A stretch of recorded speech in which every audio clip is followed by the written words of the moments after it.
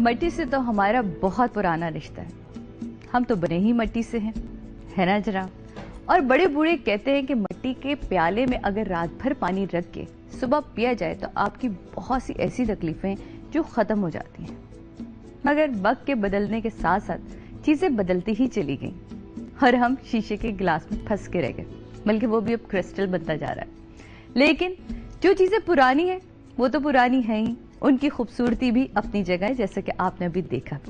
तो आज मेरे साथ जो मेरे पहले मेहमान मौजूद हैं जनाब, इंतहाई हुनरमंद, यंग, टैलेंटेड, और मुझे बहुत खुशी हुई जब मैं उनसे बात करी थी और पता चला कि ये फैमिली वाइज जब आप काम शुरू करते हैं, कहते हैं ना बड़े फैमिली से बिजनेस हम करते चले आ रहे हैं और एक चीज जो आप अपनी फैमिली के साथ लेके चलते हैं। आज मेरे साथ जी मौजूद हैं हसन काशीगर जनाब। इनका नाम आप सब ने सुना है, लेकिन मुझे बहुत खुशी है कि आज मैं इनको अपने शो में वेलकम करती हूँ, जो मट्टी से इतने प्यार से खेलते हैं कि पता ही नहीं चलता कि कब कहाँ से कहाँ उसकी शक्ल बदल गई। वेलकम करती हूँ हसन आपको अपने शो में। Thank you so much. Thank you.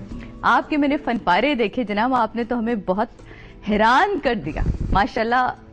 मट्टी से इतनी खूबसूरती से खेलना, आपने बताया कि आपका फैमिली से चला आ रहा है। जी जी, ये पूरा चेन चला आ रहा है और मेरे तकरीबन 400 साल से जो माशाल्लाह मेरी फैमिली ये काम करती आ रही है।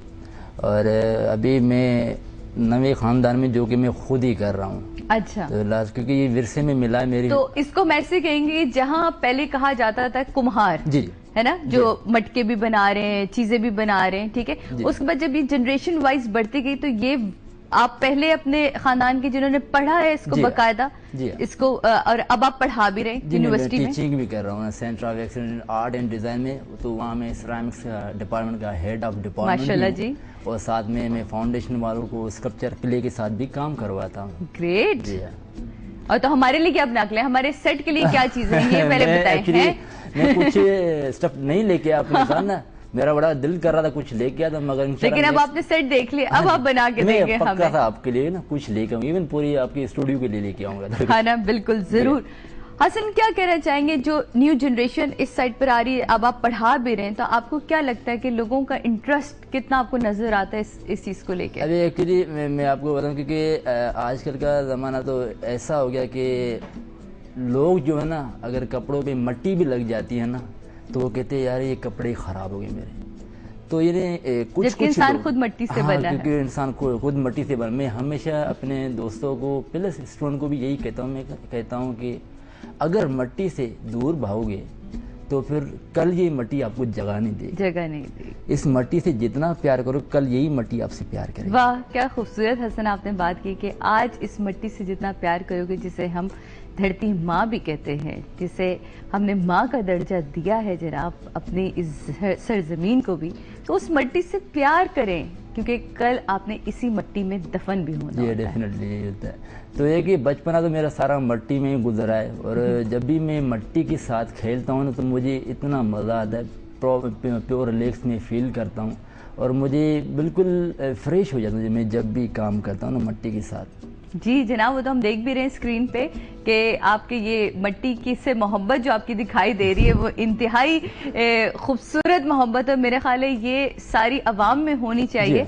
और कहा भी, जब बल्कि डॉक्टर्स भी कहते हैं कि जब आपका बच्चा बड़ा हो रहा हो तो उसको छोड़ देना चाहिए, मट्टी में खेलने देना चाहिए, क्योंकि उसकी नशो नुमा के लिए बहुत जरूरी है वो चीज़। और इवन जो भी बीमारियां वगैरह होती है इंसान में, वो मट्टी एब्जॉर्ब करती है। बिल्कुल इसी तरह सूरज की जब आप शुआएं लेते हैं तो विटामिन डी आपको मिलती है। इसी तरह मट्टी में जब आप बच्चे को खेलने देते हैं तो उसकी बहुत सारी प्रॉब्लम्स हल होती हैं। आजकल माएँ जरा थोड़ी सी प्रॉब्लम में आ जाती है कि नहीं हमारा बच्चा बाहर ना जाए, लेकिन यही देख लें जी, हम सब बड़े हुए हैं तो मट्टी में खेल के ही बड़े हुए हैं। हमारे साथ एक कॉलर मौजूद है, उनसे बात करते हैं। हेलो जी, अस्सलाम वालेकुम। वालेकुम अस्सलाम, कैसी हैं आप? बिल्कुल ठीक हूँ मुशाहिद साहब, आप कैसे? कराची से कॉल। अल्लाह का शुक्र है आपके। हसन साहब को सलाम कहिएगा मेरी तरफ से। वालेकुम सलाम।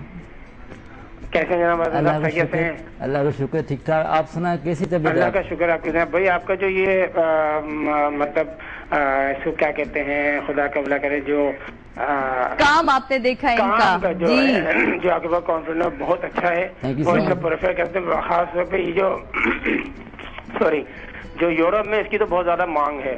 बिल्कुल और दूसरी बात जो सादे इमाम साहबा का जो सवाल है, बच्चों को जो सेल्फ कॉन्फिडेंस पैदा करना, इसके हवाले से बात करना चाहूंगा कि जैसे ही बच्चा जब वो आई थिंक कि शायद 3 या 4 साल की उम्र में आता है तो उसको उसकी रूटीन थोड़ी चेंज करनी चाहिए। ऐसे कि जैसे वो स्कूल से आया, उसके बाद वो जूता उसको सिखाएंगे कैसे उतारते हैं, यूनिफॉर्म कैसे करते हैं, कपड़े कैसे चेंज होते हैं। एहसास जिम्मेदारी उसके ऊपर खुद आपको दिलानी पड़ती है। एहसास जिम्मेदारी इस हवाले करना चाहता। बाकी ये जो कल मैंने कॉल की थी वो लैंड ड्रॉप हो गई थी, उसके हवाले से बस ये कि फिर यहाँ पे इस इलाके में तकरीबन 9:30 बजे लाइट चली जाती है। तो मेरी पहली कोशिश ही होती है, also I am regular caller to your programme ना। जी जी जी बिल्कुल। तो कल मतलब मेरी कोशिश होती है जैसे आपका प्रोग्राम स्टार्ट हो मैं 9 बजे कॉल कर लूँ और 9:30 से पहले मेरी कॉल रिसीव करके और एंड हो जाए।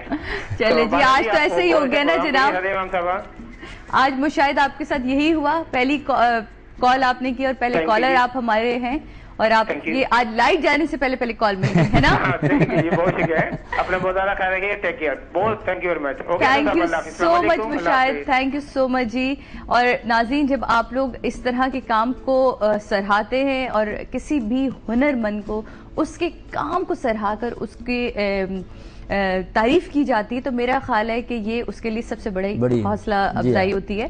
तो ये जरूर करना चाहिए। यहाँ लेते एक छोटा सा ब्रेक, वो कि और बात है कि हमारा छोटा ब्रेक थोड़ा सा बड़ा हो जाता है, ये क्या करे जनाब, मोहब्बत है आप लोगों की। लेकिन छोटा सा ब्रेक के बाद वापस आते हैं और गुफ्तगू को हसन से यहीं से जारी रखेंगे।